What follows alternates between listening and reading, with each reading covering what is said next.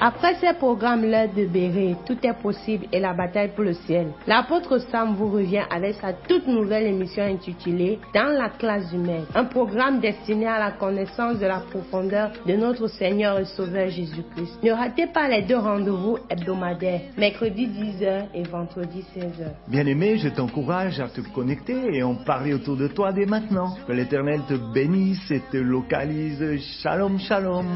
L'orage, il est là. Quand je suis au bord du...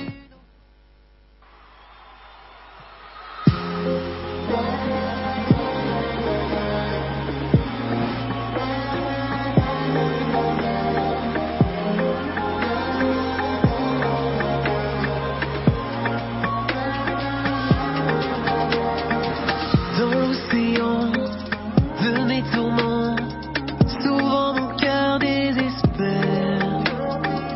Face à l'abîme, si mon bateau dérive, j'aurai foi en l'éternel. Même au cœur de l'orage, il est là. Quand je suis au bord du naufrage, il est là. Quand je suis perdu, sa voix guide mes pas. Je peux marcher sur l'eau. Soyez bénis, soyez localisés par la grâce de Dieu. C'est votre humble serviteur, l'apôtre Sam, qui vous parle en direct sur la radio Bonne Nouvelle et sur la chaîne YouTube La Bataille pour le Ciel. Bien-aimés, aujourd'hui, nous allons parler de quelque chose de chaud. Nous sommes dans la classe du Maître et nous allons être enseignés dans la parole de Dieu vivante et efficace. Et aujourd'hui, nous allons partir, ou bien alors, j'allais dire repartir, mais c'est plutôt partir à zéro. Bien-aimés, il y a des situations, il y a des périodes difficiles dans la vie de chacun de nous. Et dans ces périodes difficiles, il y a ce désir de repartir à zéro. Alors, certains ne savent pas comment repartir à zéro, alors ils se suicident ou bien alors ils fuient la solution et le problème en même temps, ou tout du moins ils essayent. Bien aimé, repartir à zéro n'est pas possible. Et ce n'est que possible avec Jésus-Christ. Et nous allons le voir. Et je vais commencer par notre histoire. Et aujourd'hui, c'est l'histoire d'un jeune garçon qui normalement devrait et aime aller à l'école. Et il s'appelle Maxime. Et nous allons parler de la chute de Maxime. Écoute bien cette histoire. Oh, je me demande si je ne vais pas avoir une angine, grogna Maxime. Je ne peux presque pas avaler mon petit déjeuner. La maman lui dit, mais tes joues sont bien rouges, tu dois avoir un peu de fièvre, tu n'iras donc pas à l'école aujourd'hui. Et Maxime de répondre, mais maman, je dois aller à l'école, je suis le seul qui puisse écrire au tableau les jeux que nous avons à choisir. Pourtant, n'importe qui peut le faire, il me semble, dit la maman. Non, personne. Je suis celui qui écrit le mieux de toute la classe. Les autres peuvent lire mon écriture parce qu'elle est parfaite. Bien, bien, dit la maman. Comment se fait-il alors que personne n'ait appris à écrire? Oh, ils peuvent écrire, bien sûr, mais pas aussi bien que moi. Eh bien, ils devront apprendre à faire mieux, dit la maman d'un ton décidé, parce que maintenant, tu vas te gargariser avec ce médicament. Tu vas prendre tes remèdes. Maxime était bien désolé, il pensait justement au concours qui devait avoir lieu le matin même en classe de calcul.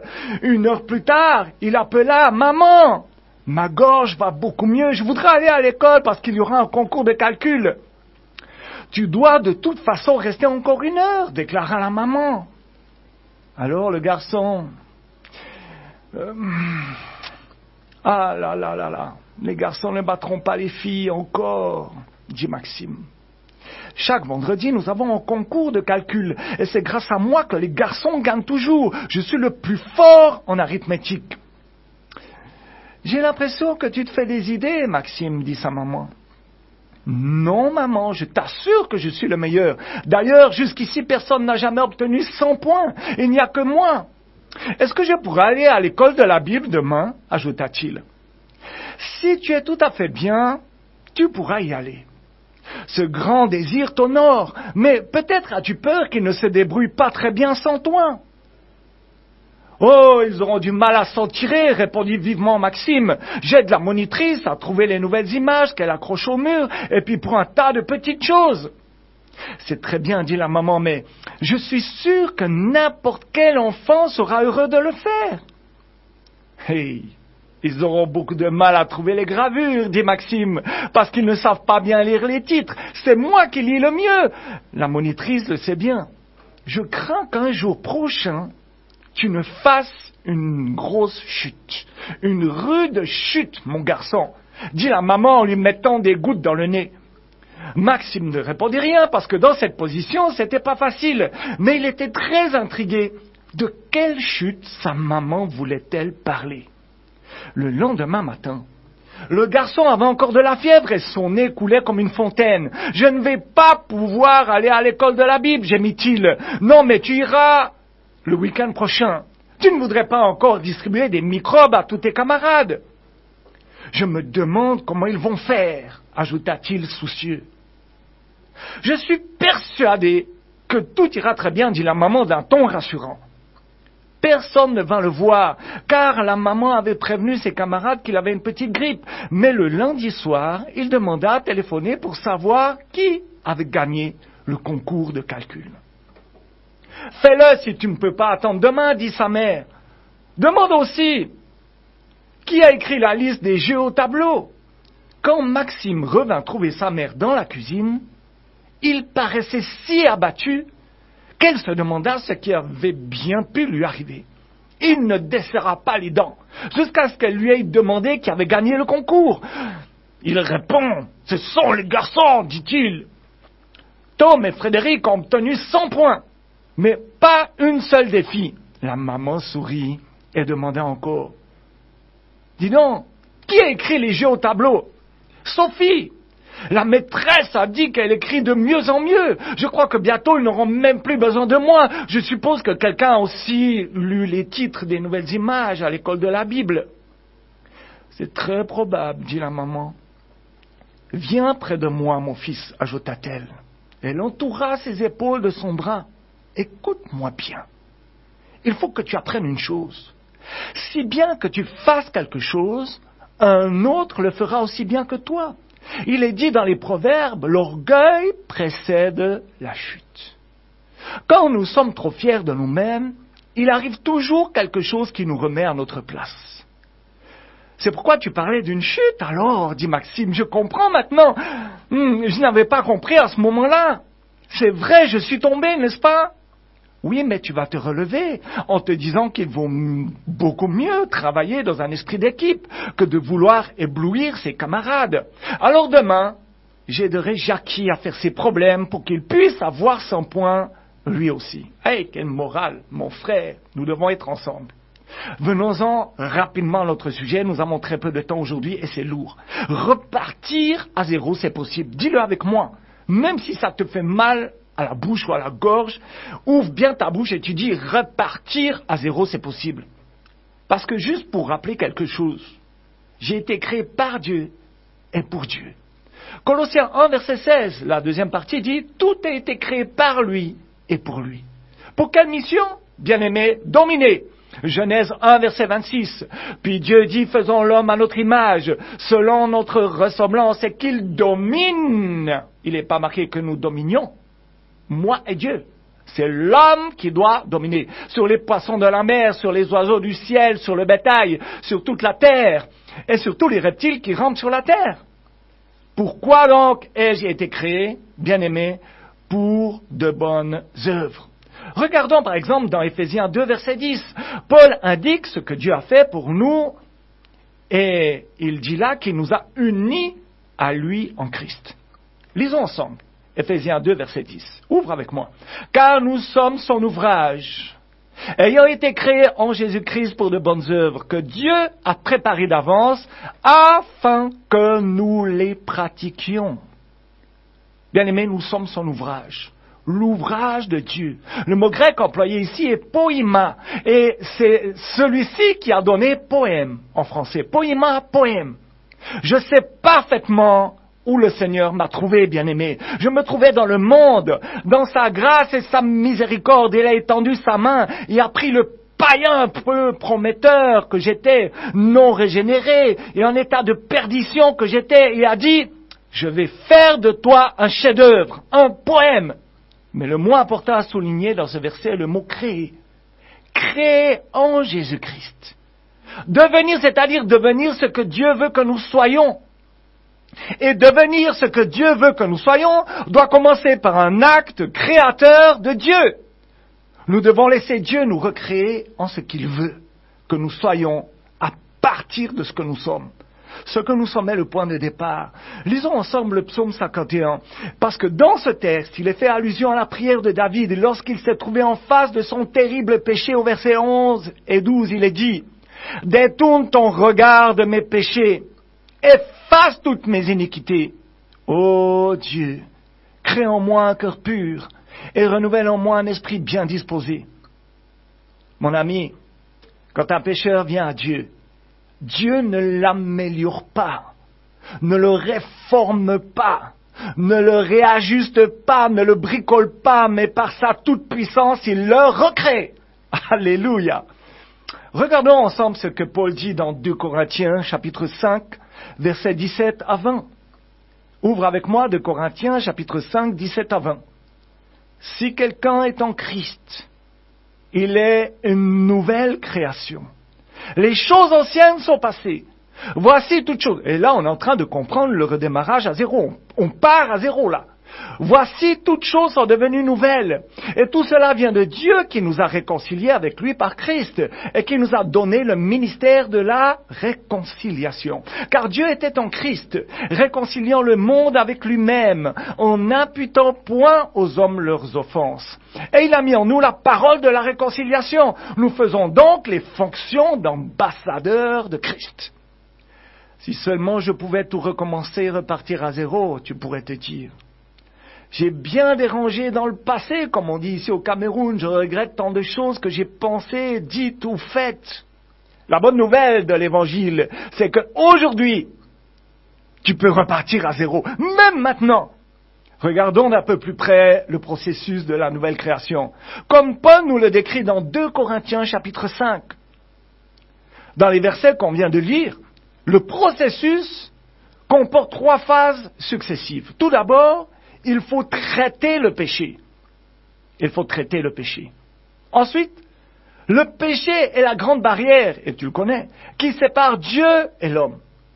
Tant que le péché n'a pas été enrayé dans ma vie, je n'ai pas accès à Dieu. Et Dieu non plus n'a pas accès à moi. Car il a besoin de pénétrer en moi pour me changer de l'intérieur par cet acte créatif dont il nous a parlé tout à l'heure. Nous devons donc d'abord laisser Dieu s'occuper du péché, en fait accepter de nous détourner de notre rébellion, ça c'est ma part, de notre propre volonté, de notre entêtement, et venir à Dieu par Jésus-Christ en croyant que Christ a porté sur la croix le châtiment pour mes péchés. Bien-aimés, c'est ainsi que le péché est enlevé. Alors, seulement à ce moment-là, j'ai accès à Dieu et Dieu a accès à moi. La phase suivante est l'action justement créatrice de Dieu. Dieu nous recrée de l'intérieur. Salomon, le plus sage de tous les hommes, a dit un jour « Garde ton cœur plus que toute autre chose, car de lui viennent les sources de la vie. » Autrement dit, tout ce qui m'arrive dans la vie vient de mon cœur. Tout ce qui vous arrive dans la vie vient de votre cœur. Et c'est par là que Dieu commence la nouvelle création dans le cœur. Il le recrée. Il le recrée. Il le recrée. La lumière de Christ brille dans votre cœur. Toutes les ombres du passé, ça c'est la conséquence de la recréation, toutes les ombres du passé sont chassées. La culpabilité, la peur, la solitude, la rancune sont dissipées par cette glorieuse lumière. Puis Dieu travaille à partir de votre cœur, vers toutes les ombres de votre vie. Il change le centre, il recrée le centre, et depuis le centre, il ouvre. Et vous réalisez alors que vous changez dans de si nombreux domaines que les autres commencent à le voir, à s'en apercevoir. C'est l'œuvre créatrice de Dieu, mais elle débute de l'intérieur. Puis, cette œuvre créatrice, avançant, quand elle avance, Dieu nous confie le ministère de la réconciliation. C'est la troisième phase. Nous sommes des réconciliateurs, réconciliés. Amen. Encore un verset. Matthieu 4, verset 19. Lis avec moi Matthieu 4, verset 19. Quand Jésus-Christ a appelé les disciples, il leur a dit, « Suivez-moi, et je vous ferai pécheurs d'hommes. » C'est ce qui se passe après la nouvelle création. Tout d'abord, nous remettons nos vies à Dieu à travers Christ. Nous nous abandonnons à lui. Puis Jésus dit, maintenant suivez-moi. J'ai un autre plan pour vous. J'ai quelque chose pour vous que vous n'auriez jamais imaginé. Il a promis à ces humbles pécheurs de la mer de Galilée, je ferai de vous des gens différents. Pas des pécheurs ordinaires, mais des pécheurs d'hommes. C'est notre façon de parler du ministère de la réconciliation. Amener des hommes à Dieu par Jésus-Christ. Bien-aimés, ce n'est pas parce que nous sommes qui est important. Ce n'est pas ce que nous sommes qui est important. Mais c'est ce que Jésus-Christ fera de nous. Je le répète pour qu'on enregistre, on imprime ça sur les tables de notre cœur. Ce n'est pas ce que nous sommes qui est important, mais c'est ce que Jésus-Christ fera de nous. Bien-aimés, dans la parole de Dieu, il est dit, présentez vos corps. C'est la suite du plan de Dieu. Et ce plan-là est uniquement réservé à ceux qui ont déjà expérimenté cette puissance de création de Dieu. On va se tourner d'abord vers Romains 12, verset 1. Prends avec moi Romains 12, verset 1. Et Paul dit, « Je vous exhorte donc, frères, par les compassions de Dieu, à offrir vos corps comme un sacrifice vivant, saint, agréable à Dieu, ce qui sera de votre part un culte raisonnable. » En fait, on ne peut pas donner à Dieu le contenu si on ne lui a pas donné le contenant. Car Dieu nous veut contenant et contenu. Amen. Voyez comme Dieu est terre à terre. Il nous dit, c'est ton corps que je veux, et quand je l'ai, je t'étoie. Hey, magnifique. En fait, concrètement, ça signifie quoi? Ça veut dire que vous faites tout ce qu'il vous dit, que vous allez partout où il vous envoie. C'est peut-être dans un désert, une ville, une montagne. Vous allez laisser vos occupations. Vous allez aider, prêcher, avoir un salaire ou pas. Tu as abandonné toutes ces décisions à Dieu. Tu as abandonné ta vie à Dieu. Et tu lui as simplement aussi abandonné ton corps en disant, le voici. Je te fais confiance pour faire ce que tu veux et ce que tu désires de mon corps. C'est ça, bien-aimé, présenter son corps à Dieu. C'est un changement qui s'opère dans l'esprit. Au verset 2 de Romains 12, Paul dit ceci. Ne vous conformez pas, en fait, il ne dit pas seulement, il demande. Ne vous conformez pas au siècle présent, mais soyez transformés par le renouvellement de l'intelligence, afin que vous discerniez, en fait, trouver et expérimenter quelle est la volonté de Dieu, ce qui est bon, agréable et parfait. Notez la progression. Tandis que tu commences à découvrir la volonté de Dieu, tu t'aperçois qu'elle est bonne. Dieu ne peut révéler sa volonté à notre intelligence que lorsqu'elle a été renouvelée. Bien-aimés, avant que Dieu ne change notre intelligence, celle qui appartient à notre vieille nature charnelle n'est pas en mesure de recevoir la volonté de Dieu.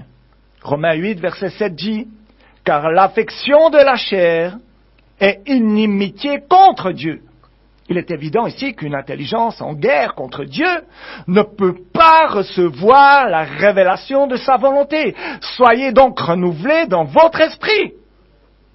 Pour résumer, on a vu jusqu'à maintenant qu'il faut laisser Dieu nous recréer de l'intérieur en Christ. Qu'il faut présenter notre corps à Dieu comme un sacrifice vivant. Quand on passe par ces deux étapes, Dieu commence donc à renouveler notre conscience, à changer notre façon de penser. Puis, il révèle sa volonté à notre esprit renouvelé, en 3 phases successives. La première, c'est premièrement bonne, deuxièmement agréable, troisièmement parfaite. Nous avons vu ce que Paul disait dans Romains 12, versets 1 et 2, dans lequel il traite du renouvellement de l'intelligence. Examinons maintenant le verset suivant. Donc, prends avec moi Romains 12, verset 3, où il explique ce qui se passe quand notre intelligence est renouvelée. Lis avec moi Romains 12, verset 3, il est dit, « Par la grâce qui m'a été donnée, je dis à chacun de vous de n'avoir pas de lui-même une trop haute opinion, mais de revêtir des sentiments modestes, selon la mesure de foi que Dieu a départie à chacun. » Bien-aimés, je voudrais vous présenter maintenant 4 manifestations de l'intelligence renouvelée, et à mesure que vous les découvrirez, vous pourrez voir jusqu'à quel point votre intelligence a été renouvelée. C'est donc comme un thermomètre que nous allons agir, et nous allons prendre la température de ton intelligence, de notre intelligence. Premièrement, l'intelligence renouvelée n'est plus centrée sur elle-même, mais sur Dieu. Elle n'est plus motivée par ces 3 verbes. Je veux, je pense et je sens. Dans 1 Corinthiens 10, verset 31, Paul dit, « Soit donc que vous mangiez, soit que vous buviez, soit que vous fassiez quelque autre chose, faites tout pour la gloire de Dieu. » Remarquez la dernière phrase, « Faites tout pour la gloire de Dieu. » Voilà la motivation de celui dont l'intelligence est renouvelée. Son désir et son but vont vers ce qui glorifie Dieu uniquement.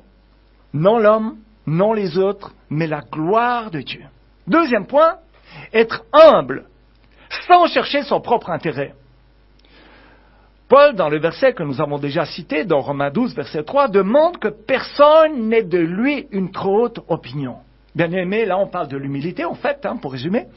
Et j'aimerais vous rappeler quelques paroles de Jésus à ses disciples dans Matthieu 20, versets 25 à 28.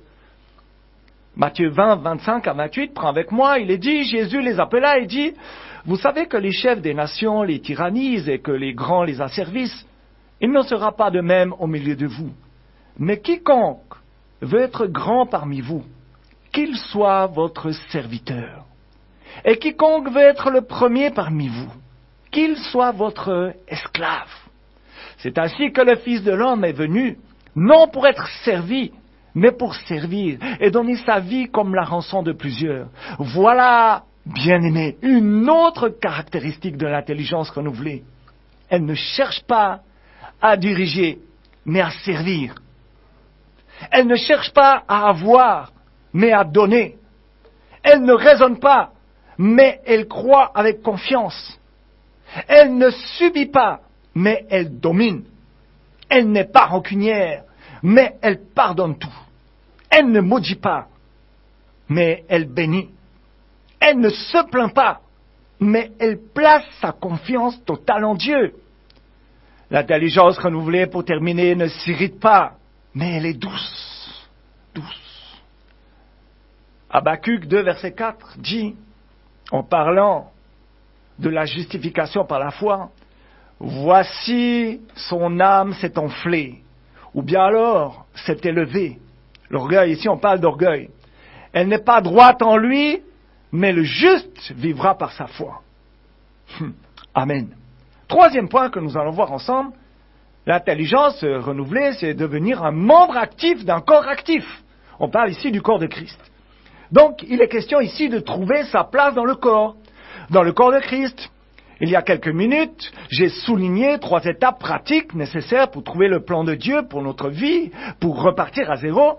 Et je résume, d'abord, il faut que vous laissiez Dieu vous recréer, vous refaire, selon son modèle et sa volonté. Ensuite, vous devez offrir votre corps sur l'autel de Dieu comme un sacrifice vivant pour être totalement disponible pour Dieu. Enfin, en faisant ça, Dieu de son côté renouvelle ton intelligence. Il te donne une autre façon de penser, un nouveau regard sur les choses, sur les valeurs, sur les normes. Il te donne aussi les motivations et des buts différents. Bien-aimé, c'est seulement lorsque ton intelligence est renouvelée que tu peux expérimenter ce qu'est la volonté de Dieu pour ta vie. Bien-aimé, trouvez votre place dans le corps de Christ, c'est-à-dire dans une communauté engagée de vrais chrétiens. Bon, pour expliquer ça, voyons Romains 12, versets 4 à 5. Voyons Romains 12, 4 à 5, où il est dit « Par la grâce qui m'a été donnée, j'ai dit à chacun de vous, et on l'a déjà un petit peu détaillé avant au verset 3, de n'avoir pas de lui une trop haute opinion, mais de revêtir des sentiments modestes, selon la mesure de foi que Dieu a départie à chacun. Car comme nous avons plusieurs membres dans un seul corps, et que tous les membres n'ont pas la même fonction, ainsi, nous qui sommes plusieurs, nous formons un seul corps en Christ, et nous sommes tous membres les uns des autres. » Lisons aussi 1 Corinthiens 12, versets 12 à 18. « Car comme le corps est un, il y a plusieurs membres, et comme tous les membres du corps, malgré leur nombre, ne forment qu'un seul corps, ainsi en est-il de Christ. Ainsi le corps n'est pas un seul membre, mais il est formé de plusieurs membres. Si le pied disait « Parce que je ne suis pas une main, je ne suis pas du corps », ne serait-il pas du corps pour cela? Si tout le corps était l'œil, où serait l'ouïe? Si il était tout ouïe, où serait l'odorat? Maintenant, Dieu a placé chacun des membres dans le corps comme il a voulu. Nous devons considérer 3 éléments dans cette affirmation de Paul. Tout d'abord, le choix de l'endroit où nous sommes dans le corps et de ce que nous y faisons n'est pas le nôtre. Le choix de l'endroit n'est pas le nôtre, mais celui de Dieu. Il a placé lui-même les membres. Ce n'est pas le résultat d'une décision personnelle, mais c'est Dieu qui le décide et nous le révèle. Ensuite, quand on le vit, notre vie fusionne avec une entité plus large, c'est-à-dire le corps. Et pourtant, nous gardons quand même notre individualité. Tout comme le petit doigt qui trouve sa place dans la main à côté des 4 autres doigts, et ainsi connecté à la vie, à l'énergie et au dessin d'un corps entier. Mais cette fusion n'est nullement semblable à une goutte d'eau qui tombe dans la mer et qui perd son identité. En tant que chrétiens, nous ne perdons jamais notre identité, individualité, mais nous devenons partie d'un groupe tout en gardant notre personnalité et en étant le membre particulier voulu de Dieu. On constate ici un contraste entre le message de la foi chrétienne et celui des religions et des philosophies orientales tellement à la mode de nos jours. Juste en passant. Ces religions traitent en général l'homme comme une petite goutte qui tombe dans la mer et qui perd son identité. Mais cela n'a rien d'attractif et moi, je n'en veux pas. Je veux juste garder mon identité et faire partie d'un plus grand corps. C'est ce que Dieu a prévu pour nous en Christ. Enfin, bien-aimés, voici la 3e vérité développée par Paul dans ses propos sur le corps. En tant que corps, nous pouvons représenter Christ dans toute sa plénitude auprès du monde. Aucun de nous, bien-aimés, individuellement, ne peut représenter Christ, mais si nous sommes unis à un corps, celui-ci peut le représenter pleinement auprès du monde, car il est complet. J'aimerais aller plus loin dans cette idée de personnes qui trouvent leur place en tant que membres d'un corps. Je prendrai pour image de l'Ancien Testament le chapitre 37 d'Ézéchiel. Là, nous avons une vision prophétique du peuple de Dieu de la fin des temps, une vision que, je crois, trouve son accomplissement dans l'Église d'aujourd'hui. Ézéchiel ici a une vision dans laquelle il voit le peuple de Dieu comme des eaux desséchées, mais quand Dieu commence à se mouvoir par son esprit, il se passe quelque chose au niveau des eaux. La vie entre en eux. Repartir à zéro, c'est ça, bien-aimé. Ils commencent à bouger. Et ils se rassemblent comme les membres d'un corps. Lisons ce passage, Ézéchiel 37, verset 1 et suivant. « La main de l'Éternel fut sur moi, et l'Éternel me transporta en esprit et me déposa dans les milieux d'une vallée remplie d'ossements.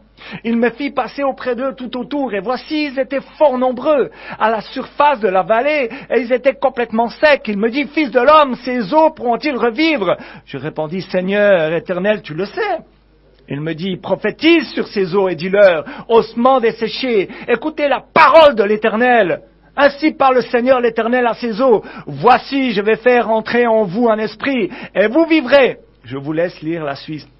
C'est là une image d'individus qui ont été dispersés et qui retrouvent par la force du Saint-Esprit une bonne relation les uns avec les autres.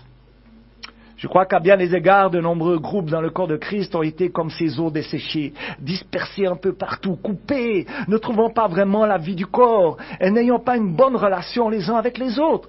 Mais je crois aussi que l'une des grandes œuvres voulues et réalisées aujourd'hui par l'Esprit de Dieu pour son peuple et de redonner la vie à ces os, de les rassembler et de les placer dans une structure qui formera un corps complet. Pensez par exemple à votre bras. Il serait incomplet sans tous les os. C'est la même chose pour nous aujourd'hui. Et je crois que c'est ce que Dieu nous demande. Je crois que c'est ce que Dieu demande à son peuple aujourd'hui. Bien-aimés, nous arrivons au terme et j'avais besoin encore de temps pour vous en parler. Mais l'essentiel, c'est qu'aujourd'hui, il faut que tu comprennes la profondeur. Dieu, si tu le veux, peut changer ton cœur et tu peux repartir à zéro.